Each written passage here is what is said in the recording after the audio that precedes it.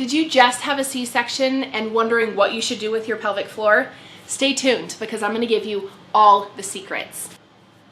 Hi, my name is Polly and I'm a pelvic floor physical therapist, and I have had over 13 years of experience working with thousands and thousands of women, which is exactly why I created No Kegels University, to help women like you to get the postpartum education that they deserve. Because you deserve to not leak, have pain-free intimacy, and to return to your pre-baby body without Kegels. So, did you have a C-section? This one is for you. I want you to know that there is nothing wrong with having a C-section, because at the end of the day, that means you're good and baby's good. And to be totally honest with you, I have had 2 C-sections myself. And while that was not my plan for birth, this is where I'm at. But my doctor, my friends, my family always asked me, Polly, why did you do so well? Why did you recover so easily? And I said, well, I used my method. So I want to share that with you today. So if you're wondering, what should I be doing?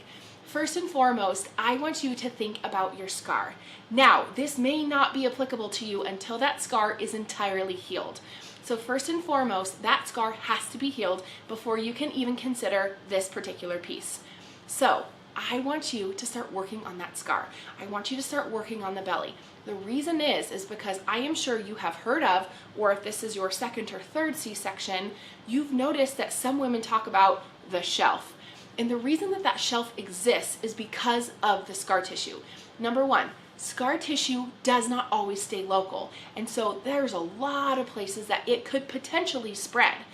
And if scar tissue is not asked or coaxed or worked with, it will begin to become very hard. And if you think about where that C-section or the Pamphon-Steel incision was, right above that pubic bone, they cut through some of your abdominal muscles. So, do you not have a strong core because you had a baby? No, it's because potentially that scar tissue is impeding those muscles from doing their particular job. So here's what I want you to do. I want you to gently, assuming that it's healed, it's intact, it's not open, check with your doctor of course, but I want you to work on just gently rubbing it. And if that's too painful, then soften your touch. If that's even too painful, work around that area. And not for very long. A minute, 2 minutes, nothing crazy. Then, once you can tolerate it, I want you to think about plucking it. I want you to grab it, lift it, let it go. Grab it, lift it, let it go. We need to encourage those tissues to move. Now, the second thing we're going to work on is balloon breathing. And this is going to feel very counterintuitive, but what I'll tell you is, this is honestly my secret, one of them, as to why I recovered so quickly after each of my C-sections. So as soon as I was semi-coherent, as soon as baby had latched, I started doing balloon breathing. Why? Because I knew scar tissue and healing was already going to start happening, and I wanted to encourage movement. But I also knew that my pelvic floor needed more work. I knew that it needed pressure, which, if you are familiar with the No Kegels University method, this is phase 2, that our pressure system is intact.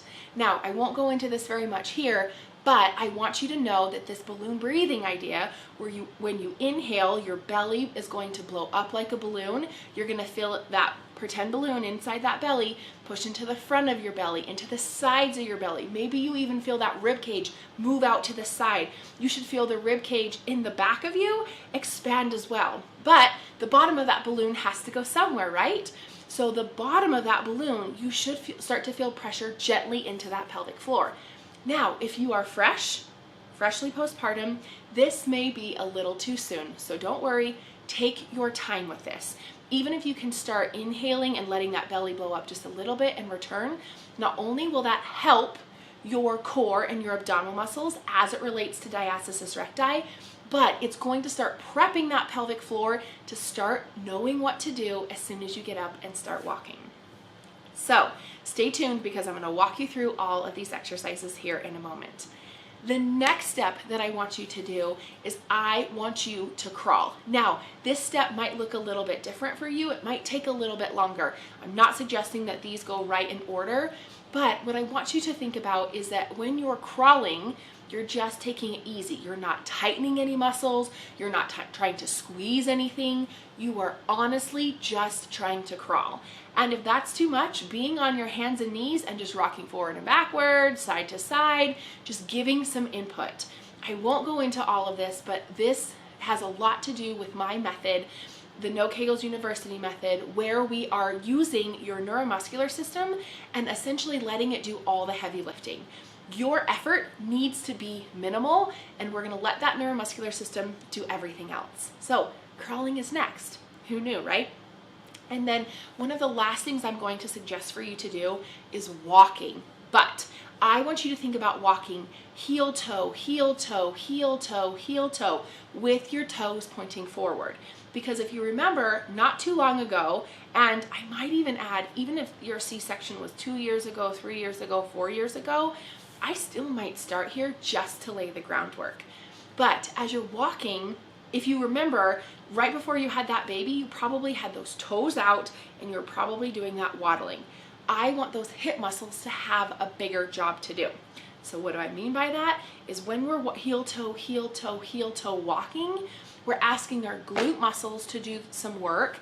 And when whatever the hip muscles do or don't do, it decides what the pelvic floor does or doesn't do. So without you even realizing it, you walking heel toe with your toes pointing forward is asking that pelvic floor to start working. So these are very simple things, right? Right. So stay tuned and follow along with me on this journey. So here you can see I'm using both hands, plucking my scar and lifting up. So pluck and lift, pluck and lift, pluck and lift.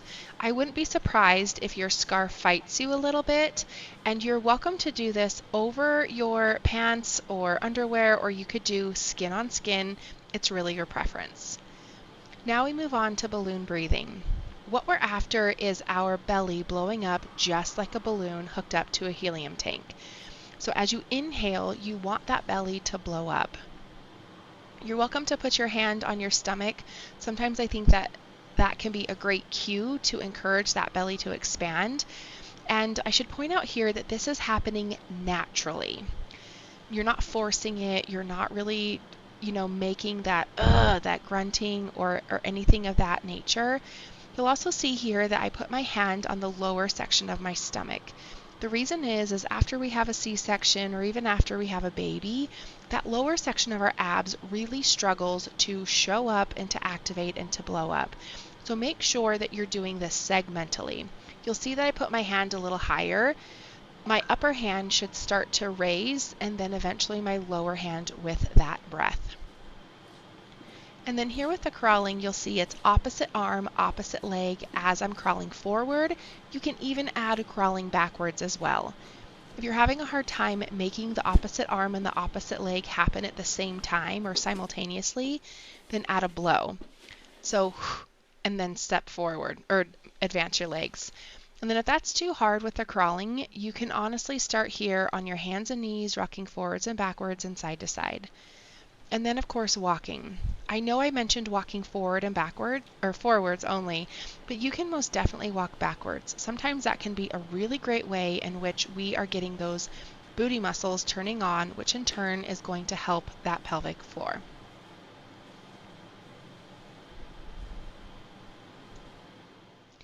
If you have any interest in diving deeper and having a specific plan to help you with your pelvic floor, whether you've had a C-section or not, then take a look at the show notes at the program Bye Bye Leakage. This program will tell you what to do, when to do it, and you just have to follow it.